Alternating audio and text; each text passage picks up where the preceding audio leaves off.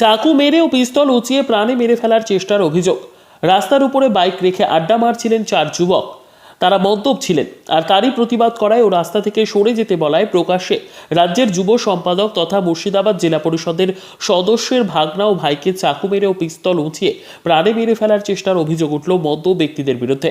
চাকু মেরে রক্তাক্ত করে দেওয়া হয়েছে দুজনকে। কোনো রকমে পালিয়ে নদীতে ঝাঁপ দিয়ে প্রাণে বেঁচেছেন তারা। ঘটনায় গুরুতর জখম অবস্থায় হাসপাতালে ভর্তি 2 যুবক। বৃহস্পতিবার ঘটনাকে কেন্দ্র করে ব্যাপক চাঞ্চল্যের সৃষ্টি হয়েছে মুর্শিদাবাদের ফারাক্কা থানার শঙ্করপুর এলাকায়। আক্রান্ত ওই 2 যুবকের নাম মোহাম্মদ আব্দুল আজিজ আনসারি এবং আব্দুর রউফ। উভয়েরই বাড়ি ফারাক্কা থানা এলাকায়। আক্রান্তরা ফারাক্কা 2 নম্বর জেলা পরিষদ আসনের তৃণমূল কংগ্রেসের সদস্য তথা রাজ্য যুব তৃণমূল কংগ্রেসের সাধারণ সম্পাদক হাবিব পারভেজ, টনির ভাগ্নি এবং কাকাতো ভাই। ঘটনার খবর পেয়ে ঘটনাস্থলে পৌঁছেছে ফারাক্কা থানার পুলিশ।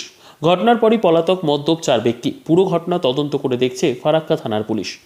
এদিকে দিনে দুপুরে ফারাক্কা থানার শঙ্করপুর এলাকায় এই ধরনের ভয়ানক আক্রমণ এবং চাকু মেরে খুন করার চেষ্টার অভিযোগ ঘিরে ব্যাপক শোরগোলের সৃষ্টি হয়েছে।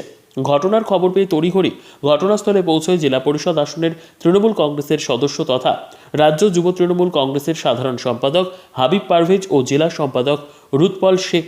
তারপর পরিস্থিতি সামাল দেয়। ব্যুরো রিপোর্ট, দিনরাত স্টার নিউজ। ওইখানে ওরা গেছিল চা খেতে। শঙ্করপুর ঘাট বলে একটা জায়গা আছে নদীর ধারে, সেখানে ওরা গেছিল চা খেতে। চা খাওয়ার ওখানে ও মদ্যপ অবস্থায় একটা লোক ছিল যার নাম শাহিন শেখ। হ্যাঁ, তো সে তাকে বলেছে যে ওই বাইকেরটা রাস্তার উপরে রেখেছিল। রাস্তার কারণে রাখার জন্য ও ওদেরকে বলেছিল গাড়ি ঘোড়া যেতে অসুবিধা হওয়ার জন্য মদ খেয়েছিল, দিয়ে ওখানে চায়ের দোকানে মস্তানি করছিল।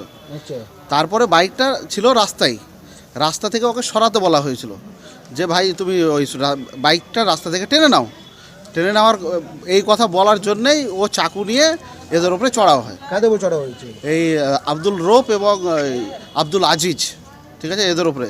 হাবিব পারভেজের ভাগনা একটা। হাবিব পারভেজ হচ্ছে আমাদের জেলা সেক্রেটারি তৃণমূলের, তার হচ্ছে ভাগনা, এবং জেলা পরিষদের সদস্য 2 নম্বর জেডপির সদস্য, তার ভাগনা। ঠিক আছে, আর হ্যাঁ উনিও একটা পদে আছেন তৃণমূলের। ঠিক আছে, হ্যাঁ তারা ওখানকার স্থানীয় বাসিন্দা বলতে ওই ওদের বাড়ি তোফাপুর। হ্যাঁ, তাদের কাছে রিভলভারও ছিল। রিভলভার দেখিয়েছে এবং তাকে গুলি করবো বলেছিল। সে জানের ভয়ে তখন নদীতে ঝাঁপ দেয়। তারপরেও তার উপরে চড়া হয়, পাথড়ি এবং রড দিয়েও মেরেছে। হ্যাঁ, এবং 4 জন ছিল ওরা। আমরা ওই তো স্বাস্থ্যকেন্দ্রে এলাম, আমাদের অর্জুনপুর স্বাস্থ্যকেন্দ্রে, সেখানে তাদের ট্রিটমেন্ট হচ্ছে। হ্যাঁ, তারপরে থানার গাড়ি এসেছিলো, তদন্তে দেখলো যে ইনজুরি হয়েছে, সেলাই হয়েছে মাথায়। তারপরে যার পেটে চাক্কু মেরেছে তার স্টেজ হয়েছে। হ্যাঁ, এখন ট্রিটমেন্ট চলছে, এইরকম অবস্থায় এখন আছে।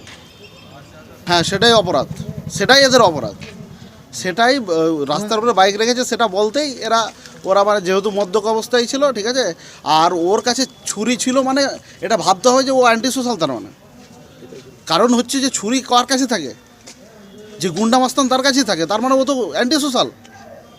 হ্যাঁ, এবং রিভলভার কারা নিয়ে থাকে?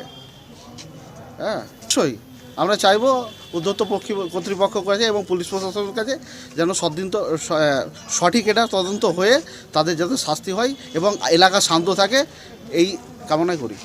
আপনার নাম? আমার নাম হচ্ছে জুয়েল। আমি WBMDC মানে ওয়েস্ট বেঙ্গল মাইনরিটি ডিপার্টমেন্টের ফিল্ড সুপারভাইজার।